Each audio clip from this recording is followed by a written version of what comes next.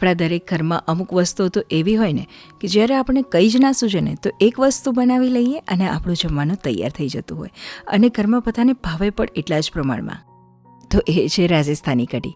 આમ તો આપણે ગુજરાતી કઢી બનાવતા જ હોય, પણ થોડો અલગ સ્વાદ સાથે આપણે બનાવશું. બહુ જ ટેસ્ટી એવી લાગે છે આ રાજસ્થાની કઢી. તો સૌથી પહેલાં તો આદું લસણ વાટી લીધા અને એક મોટા બાઉલ જેટલું દહીં લીધું હતું.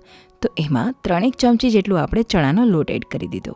અને ચણાનો લોટ તો થોડો આમાં વ્યવસ્થિત જ એડ કર્યો, કેમ કે ગુજરાતી કઢીના મુજબથી આ કઢી થોડી જાડી હોય છે, અને એટલા માટે જુવાર, બાજરી કે પછી ઘઉંની રોટલી, રોટલા કે ભાખરી જોડે ખાવાની એટલી જ મજા આવે છે. અને વઘારમાં 2 ચમચી જેટલું ઘી ઉમેરી દીધું, અને ઘી થોડું ગરમ થાય એટલે રાઈ, ત્યારબાદ આખા દાણા. જો ન ભાવતા હોય તો પણ અધકચરો પાવડર કરીને પણ ઉમેરજો તો ખરા જ. સાથે કાળા મરી, સૂકું લાલ મરચું, તમાલપત્ર, જીરું, મેથી અને થોડી વરિયાળી એડ કરી દઈશ. સાથે લીમડાના પાન અને હિંગ એડ કરી દઈને આ વઘારને બળે નહીં એટલે સહેજ એકવાર હલાવી લેશું.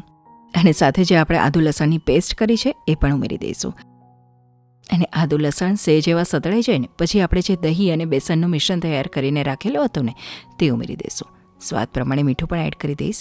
હવે અહીંયા આપણે જે ગુજરાતી કઢી મુજબથી ગળપણ હોય એ નથી ઉમેરવાનું. અહીંયા આ રીતની જ કઢી બને છે રાજસ્થાની.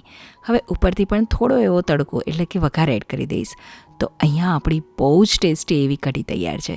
અને કઢી તૈયાર થઈ જાય પછી ઉપરથી કસૂરી મેથી અને કોથમીર એડ કરી દઈશ. અને આ રીતની જો કઢી હોય ને તો શાકની પણ જરૂર નથી પડતી. બહુ જ ટેસ્ટી એવી લાગે છે. તમે જરૂરથી ટ્રાય કરજો. અને થોડું તો વધારે બોલીશ કે આ ચેનલને જરૂરથી સબસ્ક્રાઈબ કરજો. ખૂબ ખૂબ આભાર.